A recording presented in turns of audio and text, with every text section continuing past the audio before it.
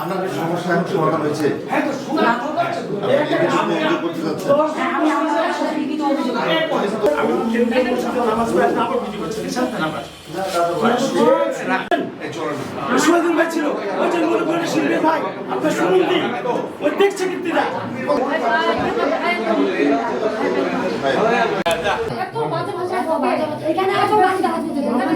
আমি তো অপারেশন করলাম, আমি কেন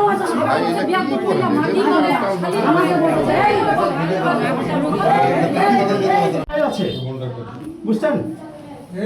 থামেন, আমি বলি থামেন, আগে একটা প্রশ্ন উঠো। কখন মনে করেন আপনি যে আপনাদের এই যে আপনারা জিজ্ঞেস করছেন, আমি আপনাদের সাথে কথা বলতে চাচ্ছি না।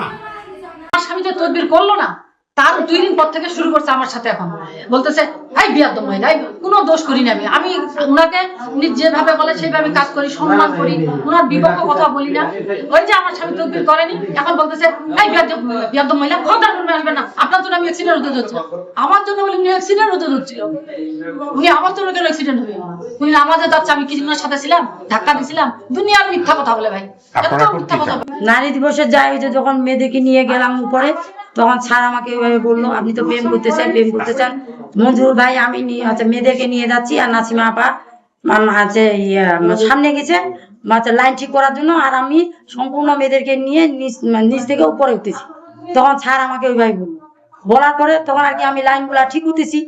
স্যারের চেম্বারে মানে যেখানে এডিসি স্যার বসে, তার সামনে সামনে পিয়নটা দাঁড়াই ছিল, উনিও ছিল, ছেলেটা ছিল, আরো কয়েকজন ছিল। তারপরে আমি লাইন গুলা তখন পিছনে গেলাম, আর নাসিমা আপা ওই মাথায়, আমি ফের ওই মাথা থেকে তখন মেয়েগুলা মাঝখানে ওই যে ছাড়ের দরজার সামনে মেয়েগুলা আর কি এলোমেলো হচ্ছিল। তাই আমি আসি আর কি মেয়েদেরকে ঠিক করতেছি।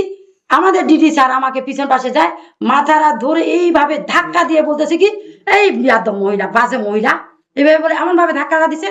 যখনই ধাক্কা দিচ্ছে আমি পড়ে যাইতে দিচ্ছি, তখন আমি বললাম যে আপনি তো এইভাবে আচরণ করতে পারেন না। সঙ্গে সঙ্গে এই কথাটা বলছি। যখন আমরা কয় টাকা বেতন পাই? আমাদেরকে অসহায় মানুষ বিলে আমরা আইটি পেটা দিয়ে আইছি। আমরা কি সেরকম ক্ষমতা যদি আমাদের থাকতো, তাহলে কি আমরা এই অফিসে আসতাম নাকি? আমাদেরকে লাঠি দিয়ে দিতে চায়, ঘাঁটা ধাক্কা দিয়ে বের করতে চায় কেন? স্যারের জিভ ভাগলে ঘা হয়েছিল, তখন উনি আবার সিভিট আনছে, সিভিটি খাচ্ছে, পরে রাজ্জাকের দ্বারা একটা মলম আনাইল। উনার কিন্তু ভাইস্তা ডাক্তার, ঢাকায় থাকে, বড় ডাক্তার, ঢাকা মেডিকেল থেকে পাস করছে। তখন একটা কি বলে লিখে দিচ্ছে, ওইটা রাজ্জাক কিনে আনলো। তখন ওইটুকু এখন বলছে কি সিভিয়া মলমটা লাগাই দেন। আমি মনে করছি যে ঘরে লাগাই দিব। আমাকে বলছে আঙুল দিয়ে লাগাই দেন, আঙুল দিয়ে লাগাই দেন। আমি বলছি আমি পারবো না স্যার, মাপ চাই, আমি আঙুল দিয়ে আপনার জিভায় মলম লাগাতে পারবো। দেরি হয়ে যাবে 5 মিনিট, 5 মিনিট দেরি হওয়াতে এই বেটা নামাজি হয়ে গেছে। বেটা ওই রমজান মাসটা পুরা রমজান মাস নামাজ পড়ে পারোনি, নামাজ পড়া যাইলেও গালি গালি। আবার এই রমজান মাসে একটা দোষ বাজছে, একটা দোষ বাজাতে নামাজ পড়া গেছো।